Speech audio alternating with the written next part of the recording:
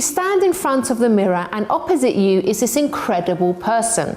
This person has a dazzling smile and gorgeous features with a beautiful personality to match. But that isn't what you see. This person isn't pretty enough, isn't slim or muscular enough, isn't tall or short or fair enough. You can't help but focus on the parts you don't like, so much so that you only see them when you look at yourself. Is there a way to be more body positive? Welcome to the Chrissy B Show, the UK's only TV programme dedicated to your mental health and well-being. And today we are talking about body positivity. And educating us on it is our very own Dr. Audrey Tang. We also have Jo-Ann Da Costa-Manuel to discuss her latest endeavours within the autism community. And newsreader Helena Shard gives us the latest in Feel Good News. We also show you a video courtesy of Head Talks on why one blogger dedicates her time to promoting body positivity, and I give you some tips on how to be more body positive and how I actually stay positive about my own body. Now, body image issues are, according to Psychology Today, unfortunately commonplace. Prolonged body dissatisfaction can have serious negative effects on mental health, with issues including eating disorders, depression, obsessive-compulsive behaviour and self-harm being some of the conditions that can arise from it. Extremes aside, unaddressed body issues can also detract from quality of life in other ways, with the research showing that body image concerns can impair academic performance and even reduce sexual enjoyment in both men and women. So aside from the obvious, why be more body positive? Well, studies from Psychology Today also state that when we are more self-compassionate with our bodies by easing appearance-related concerns through positive self-esteem, related stresses significantly decrease. As a result, this can improve our daily well-being and mental health. So what do you guys think?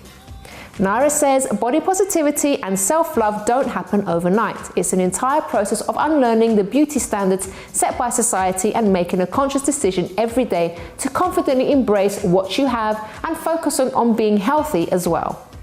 Body positivity says, reminder, exercise is a celebration of what your body can do, not a punishment for what you ate.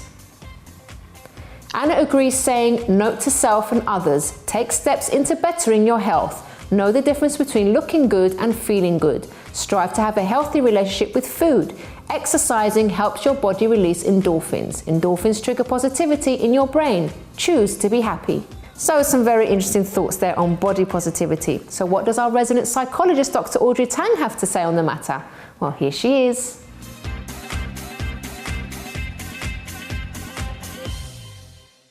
Welcome to the show, Audrey. Thanks for having me, Chrissy. So, body positivity, can you tell us all about it? Yes, it was a movement that started in the 60s, and it was originally looking at accepting the body with a view to building self-esteem through self-improvement, which is great and lovely. There are a couple of issues which I'll get to in a moment, but it then progressed to becoming a movement against photoshopping, which is wonderful because you see the magazines, you see all these covers, and you think, wow, doesn't that model look amazing? But when you find out they've been photoshopped, you begin thinking, well, if they can't live up to that perfection, we the rest of us don't really stand a chance. So I think to use body positivity as a movement against that is very important too. And what also came out of that is a lot more people are now appreciating their bodies, appreciating different ages, appreciating different cultures, the differences of bodies in that way. And we're seeing a lot more of that in the media. There's more diversity, so that's wonderful. However, there are a few problems with it, partly because the phrase has been so overused that it's become a little bit meaningless. And I am a bit concerned that the original movement, it was much more to do with, I can accept my body, but because I'm doing some improvements to it. In other words, oh, it's okay to be fat if I'm losing weight. And that actually isn't the acceptance of what body positivity ought to be. Body positivity for me needs to be appreciating, valuing and respecting your body no matter what. Appreciating the changes it goes through as you get older, as you have children, all of those different things, and liking yourself and feeling it's okay to like yourself no matter what. It also gets further confused because people start thinking, oh well, I love my body and I'll just eat anything or do anything. Yeah, that's the point. And actually letting ourselves go is not body positive either, and in fact that can be one of the symptoms of depression if somebody isn't taking care of their body. So it's finding that fine balance, and for me it really is respecting your body, listening to it, putting the right things in it. What can actually that do to us psychologically when we do actually have this body positivity? Well, when we're actually doing it correctly, it's very empowering, because what it can do is it starts to tell us to listen to our body. And when we listen to our body, we actually understand, oh, now I need some water, now I need some salt, or now I need to eat, or rather than eating out of habit or doing something just because I've always done it, you actually sit there and think, no, my body needs this. You also begin to treat it better because you begin to respect how wonderful it is. And that's important too, because it means that if someone says to you, go to the doctor, you're more likely to do it rather than say, oh, I don't want to, because you then begin to think, well, it's the only body I've got, I'm going to look after it. The danger can come when we start looking at things like social media, and we start to try and think, oh, I need to live up to this fitness instructor, I need to live up to this person or that person. And there was a book released by a rugby player, I can't remember who it is, I'm afraid, but he said he was doing workouts at home, but people would be asking him, can I get a body like yours? And he had to remind them all the time, I'm a rugby player. This is part of my life. I don't go and work out in between my 9-to-5 job or picking up the children from school. This is everything that I do. And if we start comparing ourselves to somebody whose profession it is to work in that way and to look after their body in that way or make their body look like that, then we're going to trying to live up to an ideal which is never going to happen for us, and that can lead to disappointments too. Okay. That can be a problem. For the people that maybe aren't very body positive, any top tips that you have for our viewers? Yes, a couple of things you can do. Affirmations, that's one thing. Body positive affirmations, things like, I'm grateful for my hands because they allow me to touch the skin of my baby, or to stroke my dog's fur, or to hold my partner. I think that's a really nice thing I appreciate my legs because I got from A to B without, and I could run for the bus. That sort of thing is very important. Also, if you want to, engaging in something like dance therapy, or at least taking the dance therapy ideas and engaging in a sport or something you enjoy, and then reflecting on it, thinking about how well your body was able to support you in that particular act. That's really important too. Definitely. And the other thing is actually remember that appearance is not the only thing that you can be positive about. You need to talk to yourself kindly, so have a better mindset, talk to yourself in kind language, and also think, well, I've got a good brain, I've got good dress sense, I'm organised in my work. There's so many other qualities that you can have too. I agree with not just appearance. Thank you so much, and we'll see you again next week. Yes. Now, being body positive doesn't mean quitting exercise and being unfit, as you heard. It means loving your body and treating it with respect by doing things that celebrate rather than punish it. And here, Natalia Kotowska gives us a workout that will make us proud of just how strong our bodies are. Let's take a look.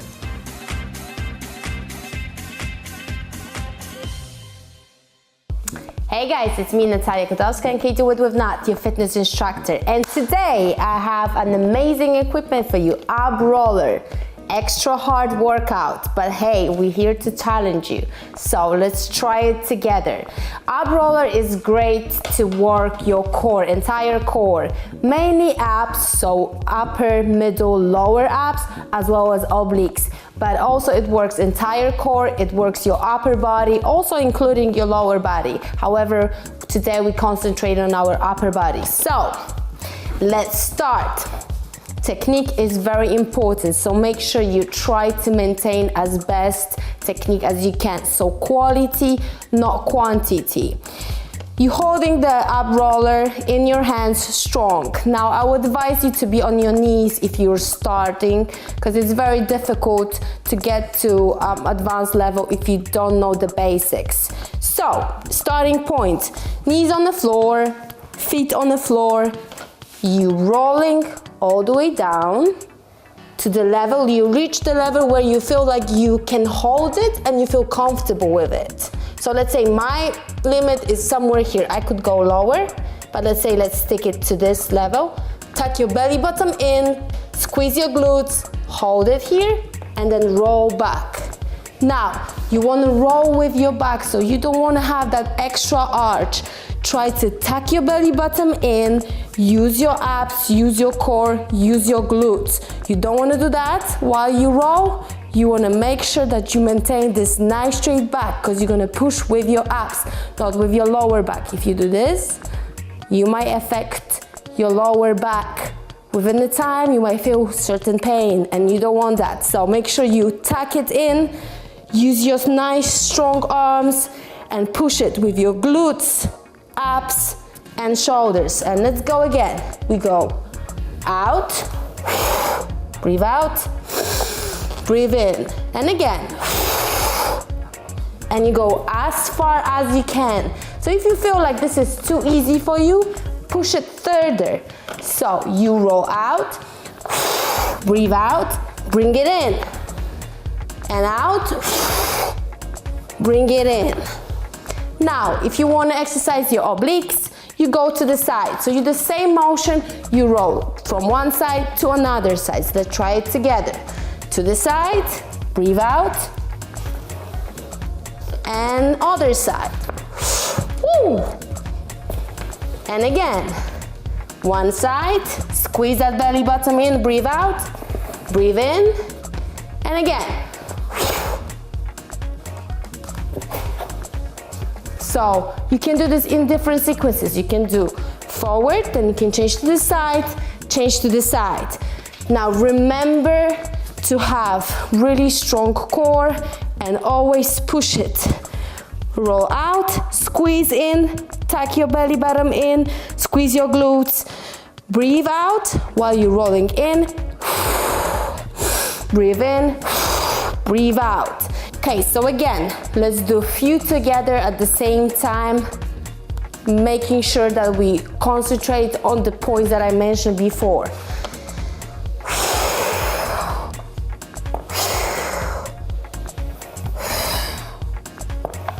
Now you can do at least 10. I'm sure you can do at least 10 in one go. And you can switch in the same side. And go, and to the side, and go.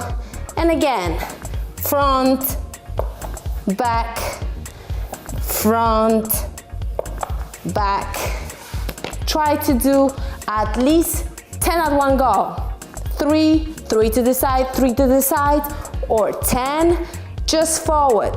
Then take a deep breath in, count to 10, repeat this. Or you can do it in terms of sets. You can do 3, 5, 7 sets, 1 minute long, then 10 seconds break, 20 seconds break. You can mix it all up the way you feel you're comfortable with. And if you want to progress, then try to speed up. However, try to maintain the right technique at all the time. So yeah, that's for today. Ab roller, guys. It's super intensive, but it does bring those extra extremely strong abs. So you want to challenge yourself at all the time. So thank you for today. Thank you for watching, and I will see you next time.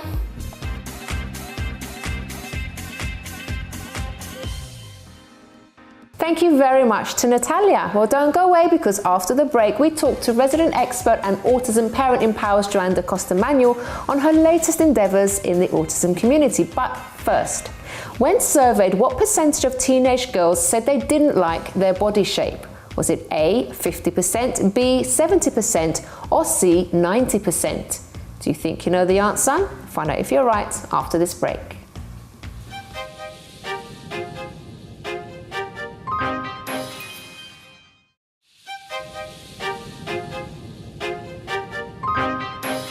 Welcome back to the Chrissy B Show, everyone, your program for all things mental health and well-being. So before the break, we asked you, when surveyed, what percentage of teenage girls said they didn't like their body shape? Was it A, 50%, B, 70%, or C, 90%? The answer, according to the Daily Mail, is 90% of teenage girls state they're unhappy with their body image, with 64% of girls under the age of 13 stating they've already dieted before. So some truly troubling statistics.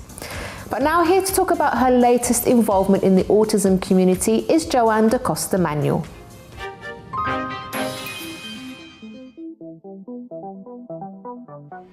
Hi, this is Jo from Autism Parent Empower, and today I'm zooming the spotlight in on Days Out for children, adults and families living with autism. And it's all courtesy of the one and only Merlin Entertainments. Merlin attracts over 63 million visitors in over 23 countries every year, delivering rewarding experiences through their iconic global brands, including Sea Life, Madame Tussauds, Legoland, Shrek Adventures, the London Eye, and many, many more. With so many amazing attractions to pick from, today I'll be taking a sneaky peek into just a few, and where better to start than Chessington World of Adventures. Guests with autism are eligible to bring one carer free of charge and an additional carer at half price. You will need to provide relevant documentation to enable this. Upon arrival, make your way to guest services. Here you will be issued with a ride access pass.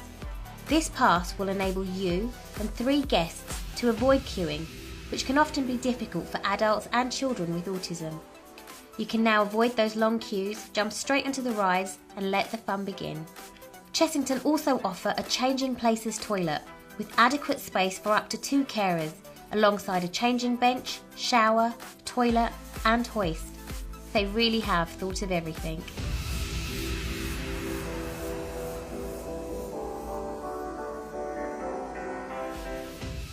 For those of you that are visiting Madame Tussauds, then you do get priority entrance, as well as a carer that can go in for free. And as you can see, really, really beautifully laid out attraction, making it very, very accessible for wheelchair users.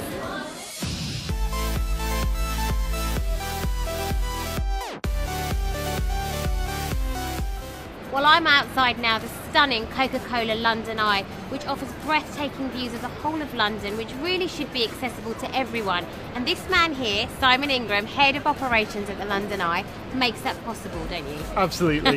Tell us, what do you do? So, ever since the Coca-Cola London Eye opened in 2000s, we've strived to welcome all guests, whatever their background, and our disabled guests are a massive part of that. So we offer free carer tickets, priority boarding, we allow on Guide dogs? Yeah, I thought I saw one earlier. Yeah, absolutely, and we even help train those. So we do absolutely everything we can to try and make sure everyone can enjoy the memorable experiences we offer.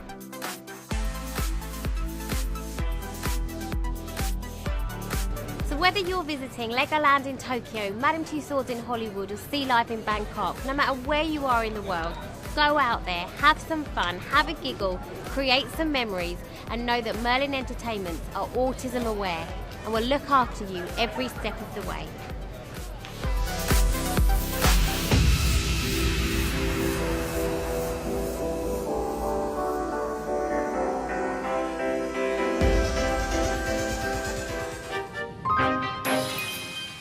And now here's Jo-Ann on location at Tesco, celebrating the 1-year anniversary of the Quiet Hour, and they also interviewed some of the customers there.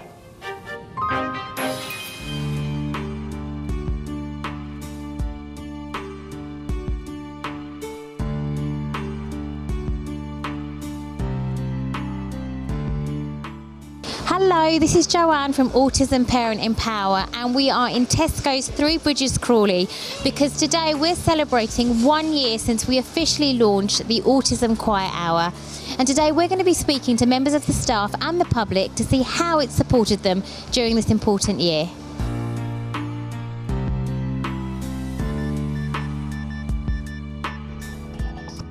During the autism hour, all the hand dryers are turned off to reduce the noise. We also switch our phones off to silent, so there is no noise disturbing our children with autism or adults with autism. So on the back door I work dragging the cages around, so during the hour I don't bring the cages out, so it reduces the volume down. And all those things really do make a huge difference, and I know when we did staff training here, it all sort of came together, didn't it? And it made a lot more sense. How did you find the staff training? I think it helped our staff understand a lot more what the Autism Hour was and how they could play their part in reducing the noise, the lights, and what effect it actually had on the customers with autism. Do you feel that you're giving back to the community by helping support this Quiet Hour? I see a big impact as well. You see customers be a lot quieter during the time as well, so you can see it's definitely making an impact.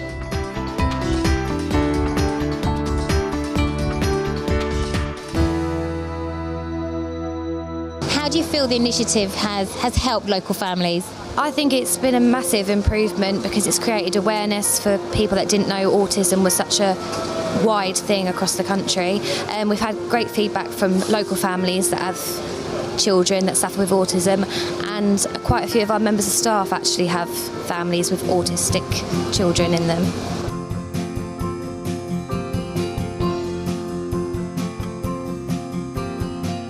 I think one of the most wonderful things about this initiative is seeing local families able to use this service and bring their children into store to start shopping. Do you know anyone living with autism? I do, yeah. I know a few people at my school. Yeah, they suffer quite badly with it. Friends with their son, yeah. And do you think something like coming out shopping would be something that he would struggle with? I would imagine it would. I don't know their routine, but I'd imagine it would. So something like that, I would imagine would help. He's quite a quiet character, and he's quite timid around people, and he likes routine. So if they can fit it in, I'd imagine it helps. Yeah. Yeah, I remember there was a guy in the year above, and he had a loud noise, and he just ran out of school because he was so scared of it. I think it's good. Obviously, we've not lived in Crawley for that long, so obviously to hear that that's a good thing, sort of, is nice for us to know that we've come somewhere that is good with things like that. So yeah, it's a good idea. I've not heard of it, but it is a good idea. I'll pass that around. Yes. So this is what it's like 9 to 10 a.m. on a Saturday morning during the Autism Quiet Hour. And as you can see and hear, it's very quiet, very peaceful, very calm. That makes it much more accessible for children, especially those with sensory issues, to come into store with their families and shop in an environment which is calming and peaceful and very supportive. So that's the Autism Quiet Hour, 1 year old. Looking forward to many, many more initiatives like this.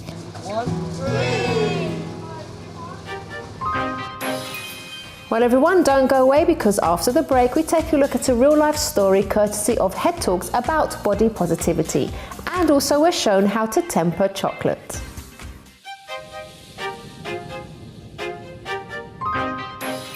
Hi, I'm Chrissy B, and my show is all about improving your mental health and being happy. Join me every Monday, Wednesday and Friday at 10 p.m. on my channel Sky 203. Visit chrissybshow.tv for more information and subscribe to our YouTube channel, Chrissy B Show. You can also follow us on Twitter and Instagram at Chrissy B Show, and on our Facebook page, The Chrissy B Show.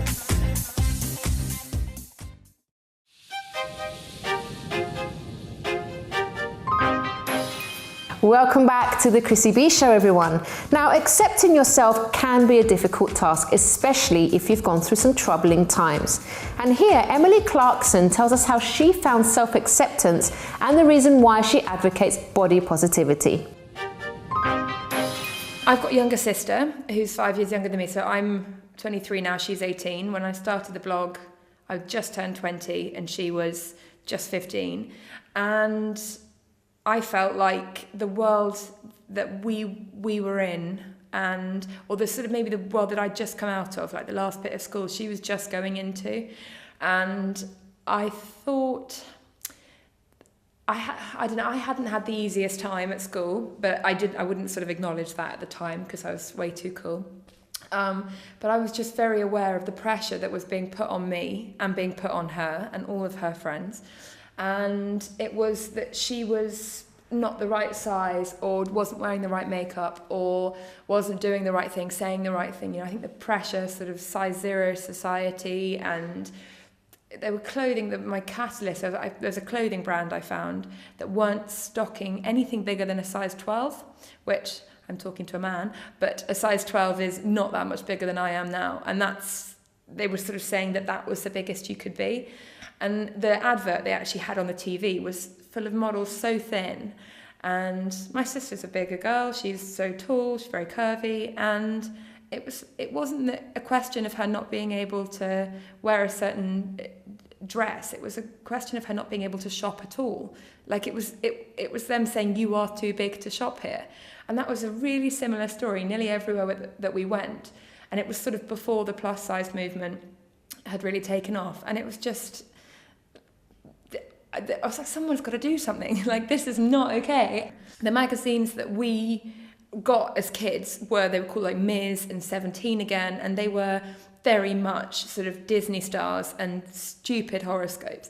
And then, you think you're being a bit cool, so you go out and buy Heat magazine or Cosmopolitan or, magazines meant for grown-ups. And in those magazines, it was such unrealistic, or if it was unrealistic, we didn't know, but it was like he'll only love you, or like 5 ways to get a guy to fall in love with you, or how to burn your belly fat. And I was like, oh my God, I want men to fall in love with me and burn my belly fat. And I would do everything these magazines said, and I'd be utterly miserable and kind of not really know why. And it kind of took growing up to be like, oh my God, everyone's lying to me. Like, can someone just speak in English in a way that I can understand it and mean what they say and get what I'm going through? There's still, in mainstream media, an extraordinary pressure on women. The way women are spoken about in the media is mind-boggling, and the pressure on you to be thin and young and relevant and pretty is massive, and there's a pressure that just isn't there on men. And I think that we've got a long way to go before that changes. Anxiety is super interesting to me. I was sort of told I had anxiety about 3 years ago. I saw a therapist and she said to me, you have anxiety. And maybe because there wasn't a conversation surrounding it, or maybe because I didn't really know what that meant, I sort of took that and thought, well, now what? And, she'd sort of thrown the word depression around and thrown the words anxiety around, and I didn't really know what to make of it at all at the time. And I didn't realise how many ways it was manifesting itself in my life at that time, and how much worse it was going to get. And if I had, I probably would have taken it really seriously, but just didn't. So I did a couple more years, really, and it was only probably last year, at the beginning of this year, where I sort of really acknowledged what anxiety meant for me, and the fact that when I got home from work and my house had burnt down in my head. Of course my house hadn't burnt down because I was in it, but I would go up. I remember going up the stairs one year and I got to the top of the lift and the ceiling was black and there was ringing in my ears and my house had gone. And then I blinked hard and my house was just there exactly where I'd left it. And I hadn't left my hair straighteners on and it hadn't burnt down. But I think that was probably the first time I was like, okay, I really am driving myself quite insane here. And that helped in lots of ways because I finally felt able to say, oh my God, the weirdest thing happened today. I think I'm going a bit mad. And since I've seen all of this in myself and seen this, these characteristics in myself, I now see them in other people in a way that I never would have done before, and I can watch my friends struggle with making decisions or struggle with doing certain things, and I can so easily just, you don't need to say anything, but I can just completely understand them. And I think that's what I've had, the reaction that I've had from a lot of people has been they can definitely see something in me that they understand, whether it's personally or through a sibling or a family member or a friend, and they can just connect with me. So I think there are a lot more people willing to have this conversation than we give credit to. I think, they say now new statistics show that 1 in 3 people suffer with mental health. That's everyone. Like everyone knows someone that has. And I think the more that people are learning, it's the easier for everybody else to start talking about it. I think so for me, I'm very sort of maybe afraid of responsibility, which probably doesn't help with the job that I have because there's quite a lot on my shoulders. But it's the little things, paying bills and having my dog to look after, and the fact that I've got a house to keep standing up, and I can't let it fall down, and that's quite a lot on my shoulders. But I think accepting that is not easy. Life isn't easy, and by accepting that some things really, really are out of your control, and you can only do your very best, and some days you're going to struggle. If you can admit that you're struggling, it's the bravest thing you can do. If you sit and, as I did for years and years and years, and become desperately unhappy, and I would shake off responsibility like Matt, but sort of initially I'd have all of this on my shoulders, and I would drink and I'd party and I'd have so much fun, and I didn't care where I ended up, and I was reasonably responsible, but I had a lot of fun. And looking back, that was probably my unhappiest point, because I spoke to absolutely nobody, and I acknowledged nothing. I was not in connection with my body or my mind at all. And it's the last year I am stronger than I've ever been, I'm braver than I've ever been, and all that changed was my acceptance of myself. Thanks very much to Head Talks for that video, and if you'd like to know more about them, please do head over to our website, chrissybshow.tv, and click on our contributors section. Now, contrary to popular belief, chocolate doesn't have to be bad for you. And here our friends down at Raw Religion show us how to temper chocolate. Hi everyone, Chef Shine here again with the wonderful John from Raw Religion. Now Raw Religion is in the heart of London and it is a raw food, organic grab and go cafe. Check it out sometime because what you are going to show us today you sell upstairs and I'm excited. What are you going to make? Raw chocolates. Okay, I'm going to let you go to it and I'll be back to taste later. Okie dokie. So today, ladies and gentlemen, we're just going to make something amazing, something delicious, and it's actually quite simple.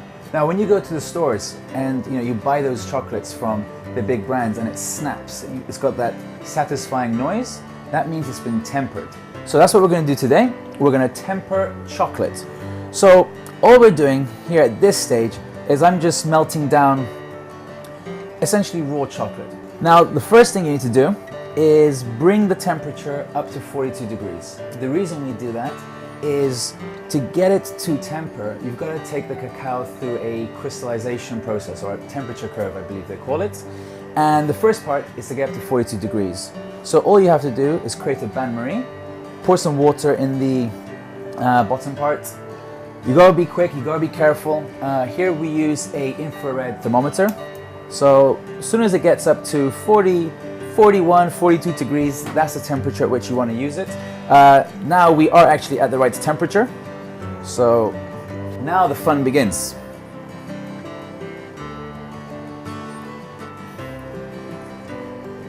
So now you got to keep it moving as much as you can. And after a while, once you do this for a period of time, you'll be able to see that actually the chocolate itself, the shine on top of it does actually start to change. It becomes it goes a little on the glossy side. And that's when you know it's really coming down a little bit. Bang on the money. We're at 28, so now we really got to be careful it doesn't get too much cooler. Otherwise it's actually going to come out of temper. So once you've got the last of the chocolates, at this stage, this is the quick part, where you need to now bring it back up to 31.5 degrees. Again, you got to make sure that whilst you were cooling it down, it didn't go any further than really 27, 26 degrees. 28, the sweet spot. Now we've got to heat it back up to 31.5. Yes, we're there. So now that we've reached the final stage, your chocolate's in temper. So at this stage, you can really do whatever it is you want to do with it. Store it for later, put it in molds. Well, actually, putting molds is the best thing, and that's what we're going to do with it now.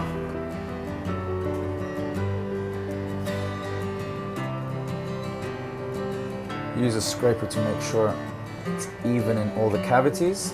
And now all you have to do is set this aside to set. It'll take about 30 minutes. You want to make sure that you're around 21 to 24 degrees. Once this is set, we're going to knock it out and you'll be able to see the final product. Okay, so now all the hard work is done. I am back. Thanks for doing all the hard work, John. And no problem. Let's taste it. Okay, so this is the fun part where you smash the chocolate out. Oh, okay, let's go. Let's do it. That is the technical term, by the way. Marvelous. Yeah.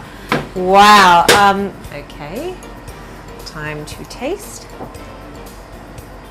It might be quite hard. Yeah, it's just set. Oh wow. What I'm trying to say is that is really, really good. And now we know how to temper it, we know how to make it, so there's no excuses because John has kindly shared a recipe for you now on the Chrissy B website. So trust me, go and make it now. I'll see you soon. Bye-bye. Well, everyone, after the break, we talk to Helena Shard for our weekly dose of feel-good and positive news, and I also give some tips on how I stay body positive. But first, is this true or false? Only 34% of women in the UK believe they have high self-esteem and body confidence. Find out if you're right after this break.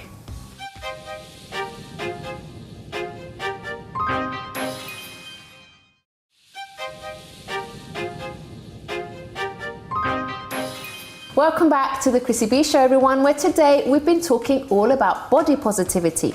Now, before the break, I asked you if this was true or false. Only 34% of women in the UK believe they have high self-esteem and body confidence. The answer is false. Unfortunately, the percentage is much lower. According to a study published by Procter & Gamble, when surveyed, only 20% of women stated they felt that they had a high sense of self-esteem.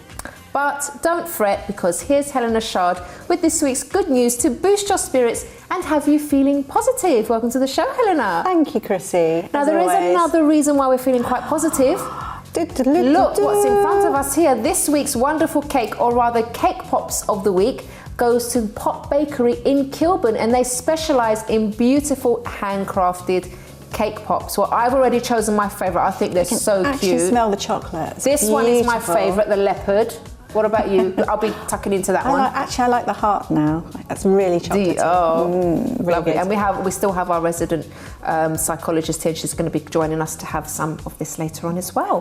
Should we get to the news first? Yes. Let's so go. Body positivity, to me, looking through it was amazing, very exciting about it all. Loving yourself and your body and squashing that inner voice, that negative inner voice. To me, sort of, that's what it meant. I saw a great piece a little while ago, Cervical Cancer Prevention Week. So Jo's Cervical Cancer Trust, and that was really interesting, I have to say. But intrigued to hear that young women are avoiding smear tests because they're really embarrassed about their bodies. Oh, wow. So obviously they've put an appeal out saying, please don't let unhappiness, and uncertainty about your body stop you from going for tests, because that's obviously life-saving. Yeah. So that was recently. So good for them putting that out. Yeah, definitely. Which is great. Also moving on to Frank Lampard, former Chelsea England midfielder, who I really like. He's really great. Quite interesting, because you always hear about his football, but he was talking about social media and his two children. He's got two young girls, 12 and 10, and when they spend too much time on social media and online in general, they become detached and quite insecure, and he's noticed it, and he's actually realised that they're looking for validation online. So looking at lots of models. So he's telling them, these models aren't not that they're not real, but obviously they're photoshopped. Yes. And it's making sure that they're not online all the time, and that they read and they educate themselves, and obviously are a lot happier. But it's interesting. More parents should do that, actually. I think it's very important. I think it's really. So I was really pleased to hear that. It was a lovely interview. Also, another good thing. So social media firms are being pushed to be responsible and tackle online body shaming. And obviously they have the power to remove that content. Yes. So that's so important. And of course, men have that too. And there's a young man called Danny Bowman, who's part of UK Youth Parliamentary Group. And he claimed to be the first sort of selfie addict. But he told the committee that he sees so many male and female, but lots of male online, who are bullied and body shamed.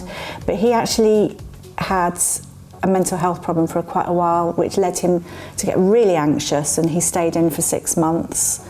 And it all was because he was looking at, six packs, and he couldn't obviously get a six pack, and he was translating the idea of success and failure.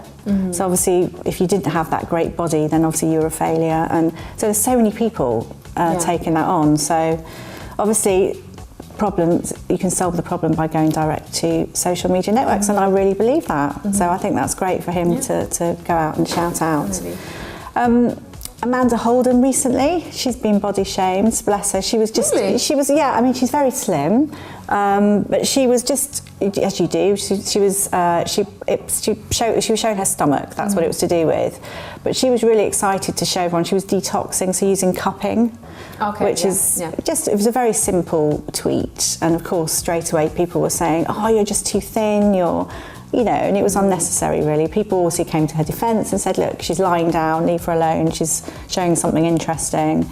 But just something as silly as that, not fair, is it really? So it's not enough that people themselves actually compare themselves to others, but then to have someone actually essentially bullying you online and telling you all sorts of things, it just adds to the problem. Adds to it, doesn't it? Yeah. Funny enough, there was a study by Joan Chrysler, who's PhD professor of psychology, but this is in Connecticut, and number one fat shamers, believe it or not, are family members and then doctors.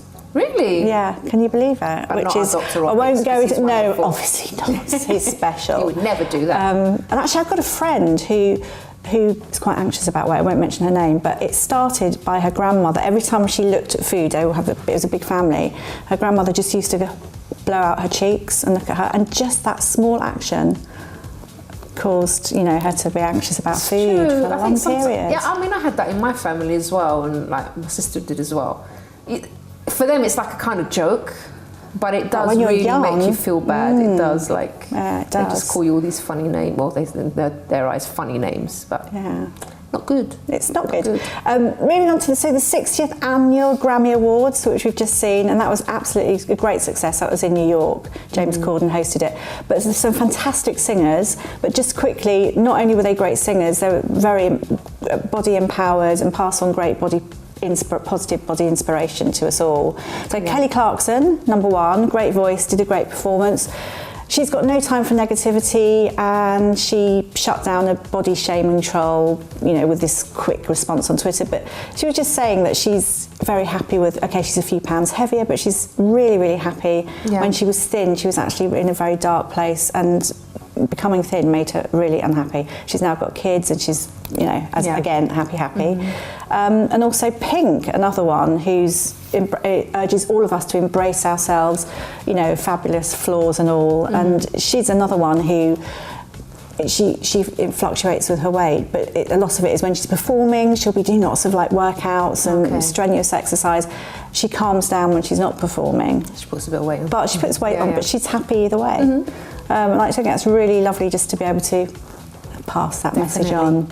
Let's love our bodies, everybody. Yeah, I think we should. Well, I think we should celebrate now our bodies. And Audrey, would you like to come in and join us? My favourite is this one. Just before we go to the tips, everybody, don't worry, you can walk across the camera. Don't worry.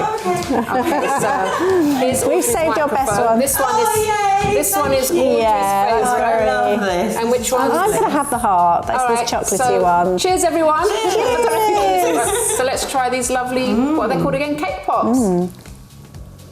Nice chocolate. That is delicious. What's yours? Chocolate and nice. Chocolate. What's in there? Do you know, I can't tell, but it's really yummy. Look, beautiful. Not only do they look, well, they looked fantastic. Oh God, that looks quite bad, doesn't it?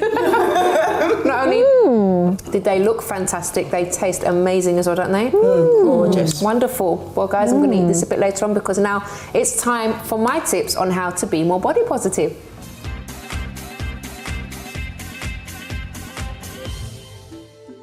Okay, so now I'm going to be speaking about how I personally stay body positive and how I continue to love my body even though I'm getting older. So the first one is, I do ignore the media.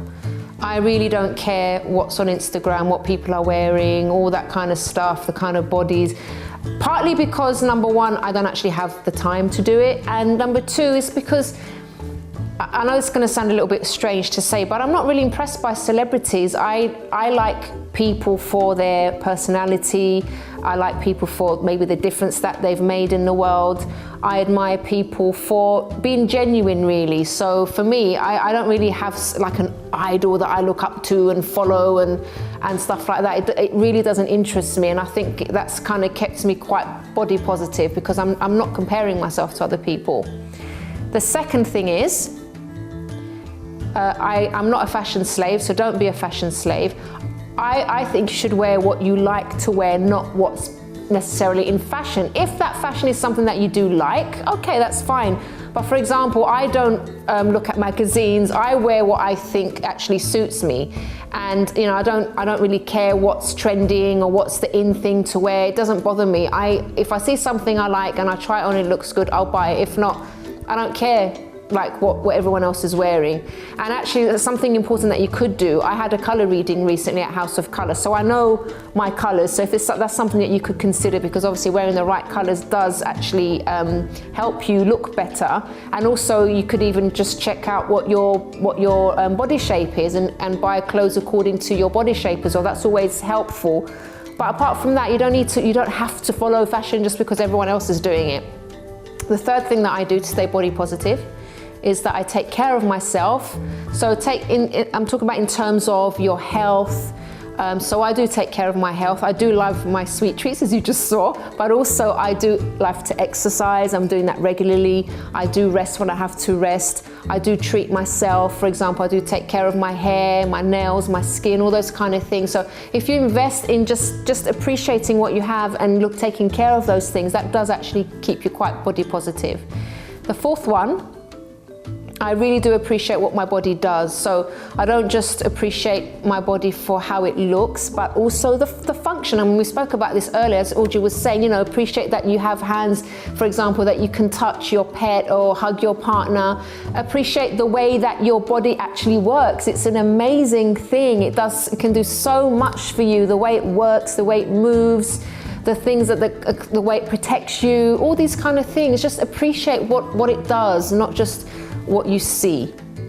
The fifth thing that I don't do, and although I do slip up sometimes, I have to say, I do catch myself saying, oh, I feel so fat today. But don't try not to say anything negative about yourself. So, you know, say nice things to yourself. If you catch yourself saying something bad, or you're so ugly today, or look at you, and you know, try to immediately switch your thinking, and we've spoken about appreciation before on this program. Switch your thinking, look at something that is good, look at something that pleases your eyes, for example, or find something, again, you can actually turn it around and say, well, you know, maybe I feel a little bit fat today or bloated today, but I look really good in this, for example. Just say something positive to yourself instead.